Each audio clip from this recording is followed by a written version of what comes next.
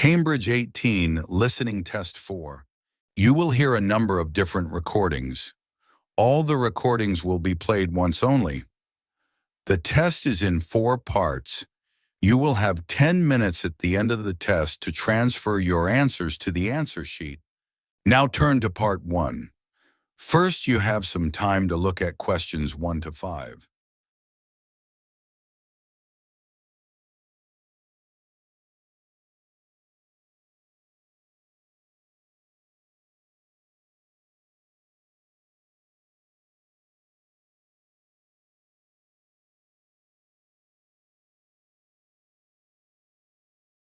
Listen carefully and answer questions 1 to 5. Hello? Oh, hello. Is that Julie Davison? Yes. This is Greg Preston from the employment agency. We met last week when you came in to inquire about office work. Oh, that's right. Now, we've just had some details come in of a job which might interest you. Okay. So this is a position for a receptionist. I believe you've done that sort of work before? Yes, I have. I worked in a sports centre for a couple of years before I got married and had the children. Right. Well, this job's in Fordham, so not too far away for you, and it's at the medical centre there. Okay. So where exactly is that? It's quite near the station on Chastens Road. Sorry? Chastens Road. That's CHASTONS.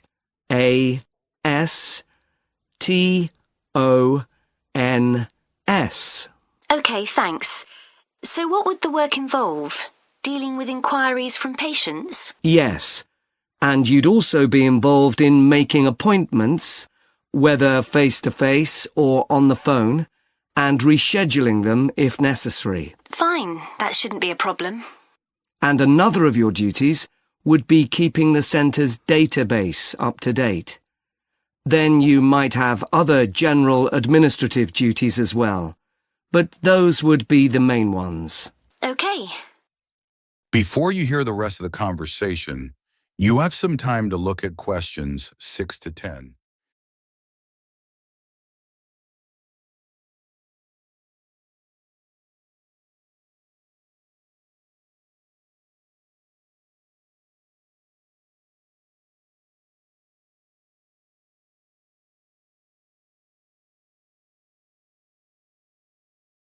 Now listen and answer questions 6 to 10. Now, when the details came in, I immediately thought of you because one thing they do require is someone with experience. And you did mention your work at the sports centre when you came in to see us. Yes, in fact I enjoyed that job. Is there anything else they're looking for? Well, they say it's quite a high-pressure environment. They're always very busy, and patients are often under stress. So they want someone who can cope with that and stay calm, and at the same time be confident when interacting with the public. Well, after dealing with 3 children all under 5, I reckon I can cope with that. I'm sure you can. And then another thing they mention is that they're looking for someone with good IT skills. Not a problem. So you'd be interested in following this up? Sure. When would it start? Well, they're looking for someone from the beginning of next month. But I should tell you that this isn't a permanent job. It's temporary, so the contract would be just to the end of September. But they do say that there could be further opportunities after that. Okay. And what would the hours be? Well, they want someone who can start at 7:45 in the morning. Could you manage that? Yes, my husband would have to get the kids up and off to my mother's. She's going to be looking after them while I'm at work. What time would I finish? 1:15. That should work out all right. I can pick the kids up on my way home, and then I'll have the afternoon with them. Oh, one thing. Is there parking available for staff at the centre? Yes, there is. And it's also on a bus route. Right. Well, I expect I'll have the car, but it's good to know that. Okay, so where do I go from here? Well, If you're happy for me to do so, I'll forward your CV and references, and then the best thing would probably be for you to phone them so they can arrange for an interview. Great. Well, thank you very much. You're welcome. Bye now. Bye. That is the end of part 1. You now have half a minute to check your answers.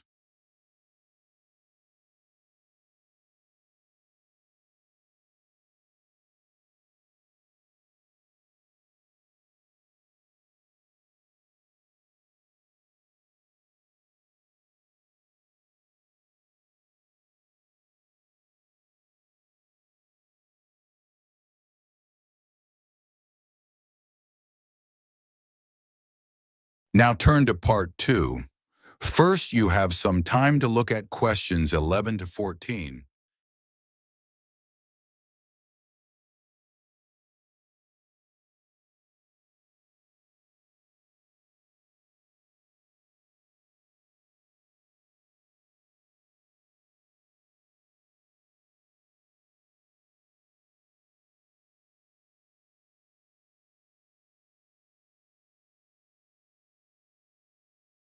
Now listen and answer questions 11 to 14. Good morning, everyone, and welcome to the Museum of Farming Life. I understand it's your first visit here, so I'd like to give you some background information about the museum and then explain a little about what you can see during your visit.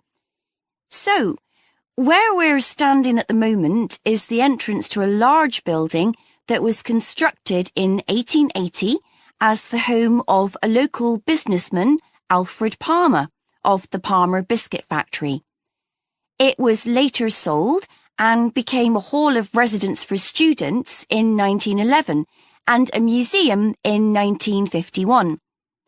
In 2005, a modern extension was built to accommodate the museum's collections. The museum's owned by the university, and apart from 2 rooms that are our offices, the university uses the main part of the building.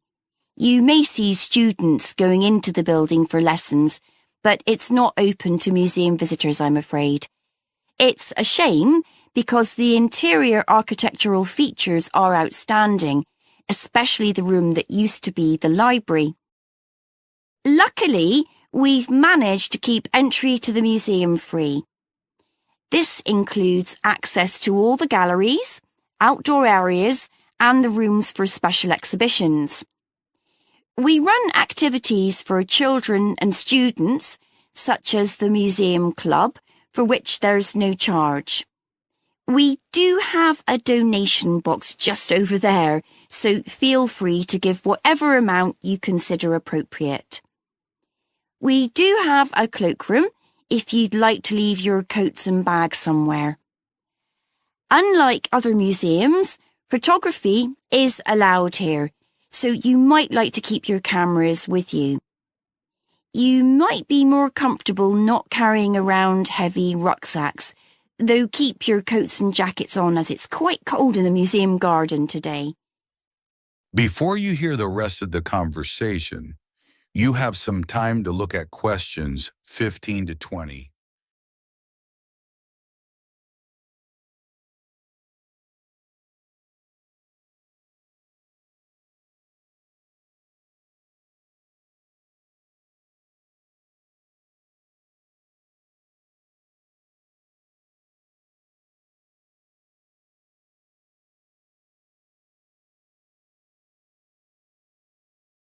Now listen and answer questions 15 to 20. I'd like to tell you about the different areas of the museum. Just inside and outside the main gallery, we have an area called 4 Seasons. Here, you can watch a 4-minute animation of a woodland scene. It was designed especially for the museum by a group of young people on a film studies course, and it's beautiful. Children absolutely love it, but then so do adults. The main gallery is called Town and Country. It includes a photographic collection of prize-winning sheep and shepherds. Leaving town and country, you enter farmhouse kitchen, which is, well, self-explanatory. Here, we have the oldest collection of equipment for making butter and cheese in the country. And this morning, a specialist cheesemaker will be giving demonstrations of how it's produced. You may even get to try some. After that, you can go in two directions. To the right is a staircase that takes you up to a landing from where you can look down on the galleries. To the left is a room called A Year on the Farm. There is lots of seating here, as sometimes we use the room for school visits, so it's a good place to stop for a rest. If you're feeling competitive, you can take our memory test, in which you answer questions about things you've seen in the museum. The next area is called Wagon Walk. This contains farm carts from nearly every part of the country. It's surprising how much regional variation there was. Beside the carts are display boards with information about each one. The carts are old and fragile, so we ask you to keep your children close to you and ensure they don't climb on the carts. From Wagon Walk, you can either make your way back to reception or go out into the garden, or even go back to take another look in the galleries. In the far corner of the garden is Bees Are Magic, but we're redeveloping this area, so you can't visit that at the moment. You can still buy our honey in the shop, though. Finally, there's the pond, which contains all kinds of interesting wildlife. There are baby ducks that are only a few days old, as well as tiny frogs. The pond isn't deep, and there is a fence around it, so it's perfectly safe for children. That is the end of part 2. You now have half a minute to check your answers.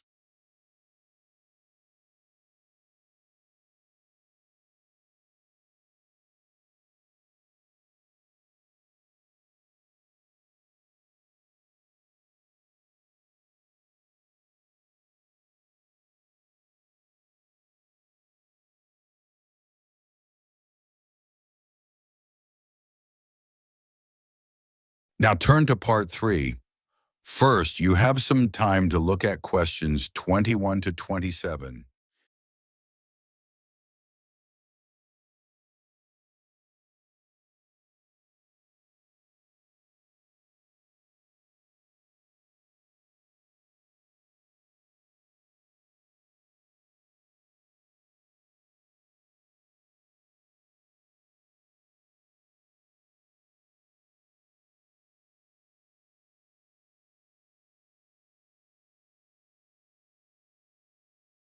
Now listen and answer questions 21 to 27.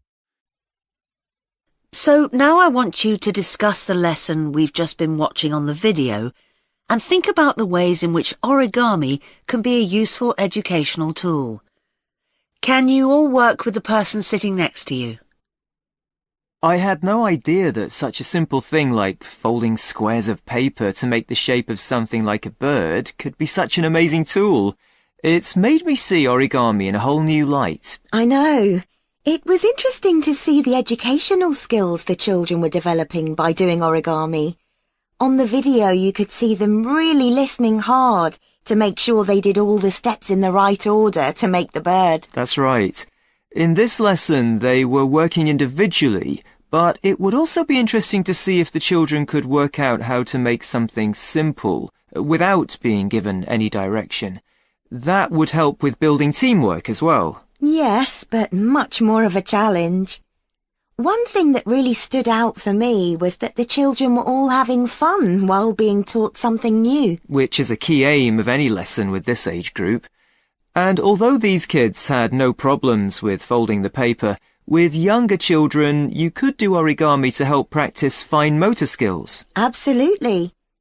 Shall we talk about the individual children we saw on the video? I wrote all their names down and took some notes. Yes, I did too. Okay, good. Let's start with Sid.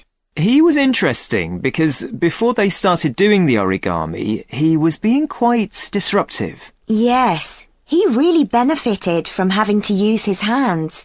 It helped him to settle down and start concentrating. Yes, I noticed that too. What about Jack? I noticed he seemed to want to work things out for himself. You could see him trying out different things rather than asking the teacher for help. What did you make of Naomi? She seemed to be losing interest at one point, but then she decided she wanted her mouse to be the best, and that motivated her to try harder. She didn't seem satisfied with hers in the end, though. No. Anya was such a star. She listened so carefully and then produced the perfect bird with very little effort. I think the teacher could have increased the level of difficulty for her. Maybe. I think it was the first time Zara had come across origami. She looked as if she didn't really get what was going on. She seemed unsure about what she was supposed to do, but in the end, hers didn't turn out too badly. Yeah, I'm sure it was a positive learning experience for her. Before you hear the rest of the conversation, you have some time to look at questions 28 to 30.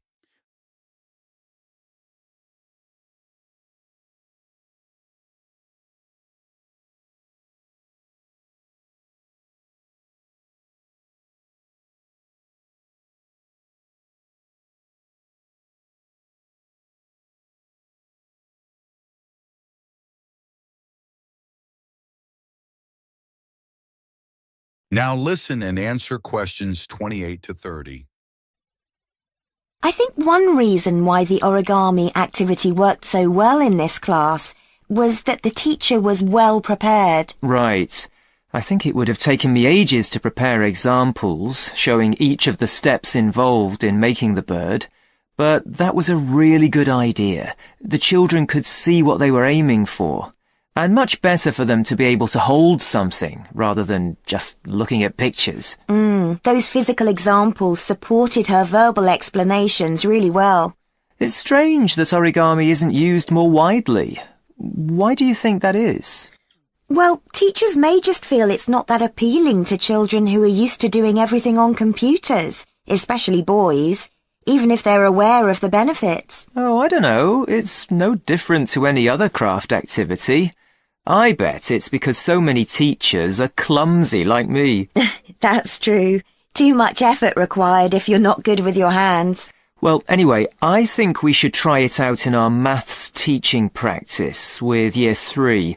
I can see using origami is a really engaging way of reinforcing children's knowledge of geometric shapes, like they were doing in the video.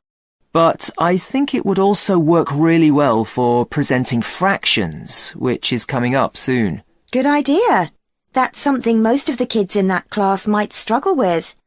Origami would also be good practice for using symmetry, but I think they did that last term. Okay, well, let's try and get some ideas together and plan the lesson next week. Okay, if you could also... That is the end of part 3. You now have half a minute to check your answers.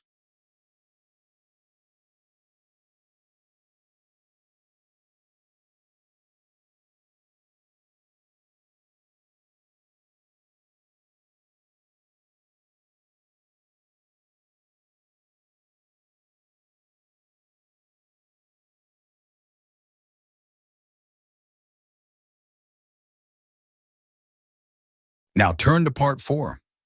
First, you have some time to look at questions 31 to 40.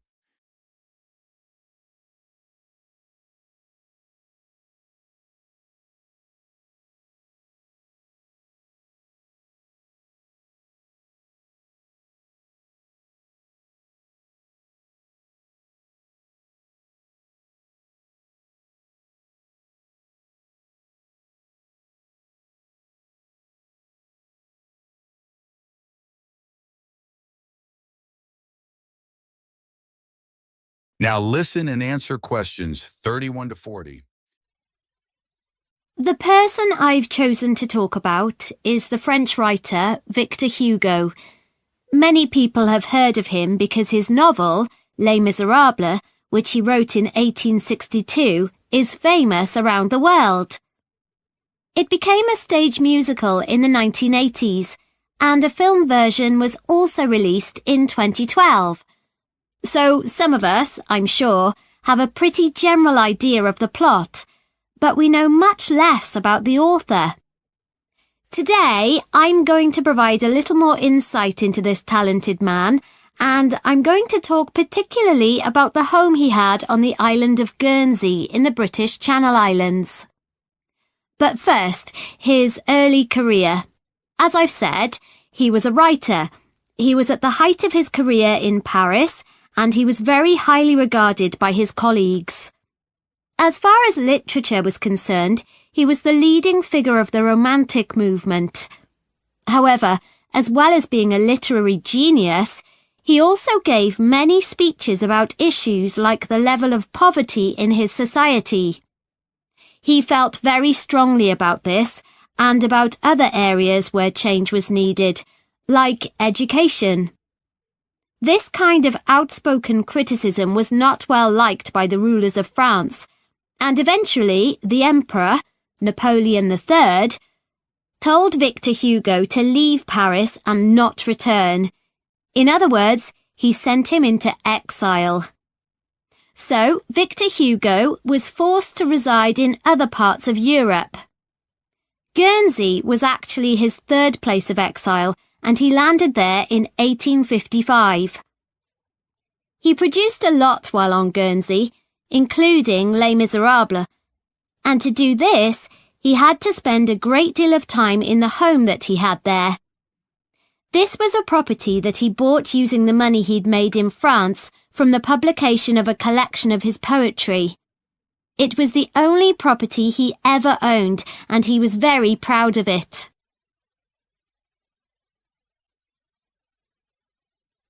The property Victor Hugo bought on Guernsey was a large 5-story house in the capital town of St. Peter Port, and he lived there for 15 years, returning to France in 1870 when Napoleon's empire collapsed.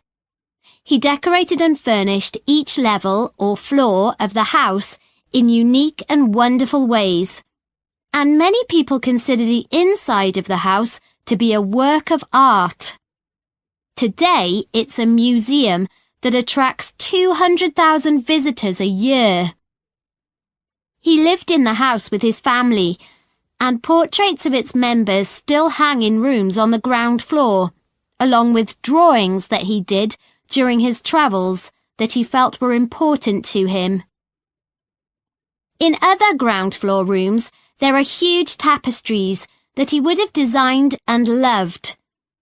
The walls are covered in dark wood panelling that Victor Hugo created himself using wooden furniture that he bought in the market. The items were relatively inexpensive, and he used them to create intricate carvings. They gave an atmosphere on the lower level that was shadowy and rather solemn. On the next level of the house, there are 2 impressive lounges where he entertained his guests. One lounge has entirely red furnishings, such as sofas and wall coverings, and the other blue. There's a strong Chinese influence in these areas in things like the wallpaper pattern and the lamps, which he would have made himself by copying original versions. His library, where he left many of his favourite books, forms the hallway to the 3rd floor and was a comfortable area where he could relax and enjoy his afternoons. And then, at the very top of the house, there's a room called the Lookout. Called that because it looks out over the harbour. In contrast to the rather dark lower levels, it's full of light and was like a glass office where he would write until lunchtime, often at his desk. So, Victor Hugo was a man of many talents, but he was also true to his values. While living in his house on Guernsey, he entertained many other famous writers, but he also invited a large group of local children from the deprived areas of the island to dinner once a week. What's more, he served them their food, which was an extraordinary gesture for the time period. In 1927, the house was owned by his relatives, and they decided to donate it to the city of Paris. It has since been restored using photographs from the period, and, as I mentioned earlier, is now a museum that is open to the public. That is the end of part 4. You now have 10 minutes to transfer your answers to the answer sheet.